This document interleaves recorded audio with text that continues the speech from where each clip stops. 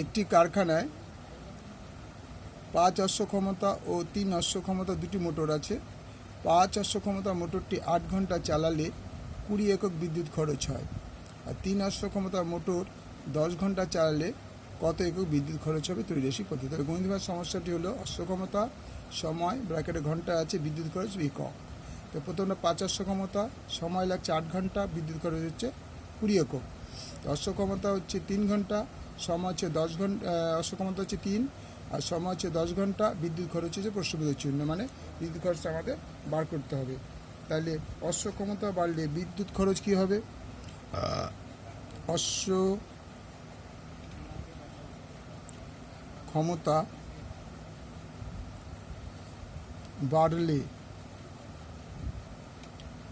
বিদ্যুৎ খরচ নিশ্চয়ই বাড়বে। বিদ্যুৎ খরচ বাড়বে, অর্থাৎ অশ্ব ক্ষমতার সাথে অশ্ব ক্ষমতার সঙ্গে বিদ্যুৎ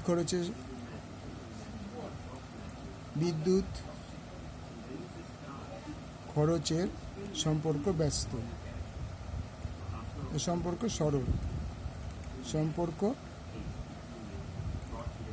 সরল, কেন সরল হলো না? একটা বাড়ার সঙ্গে আরেকটা বাড়বে।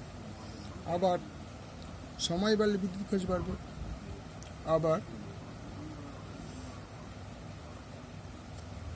আবার সময় বাড়লে বিদ্যুৎ খরচ বাড়বে।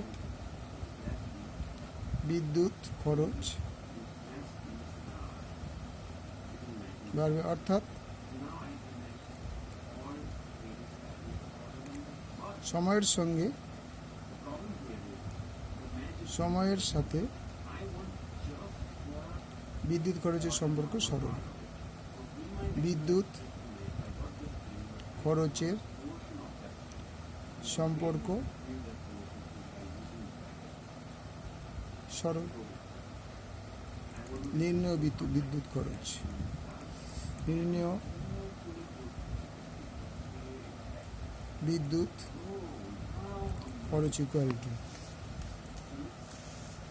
এদিকে অশ্ব ক্ষমতা কমেছে, অশ্ব ক্ষমতা যদি কমে তাহলে বিদ্যুৎ খরচ কমবে।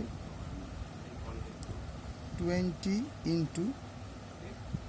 3/5। এবার সময় বাড়লে বিদ্যুৎ খরচ বাড়বে 10/8। এটা কমেছে বলে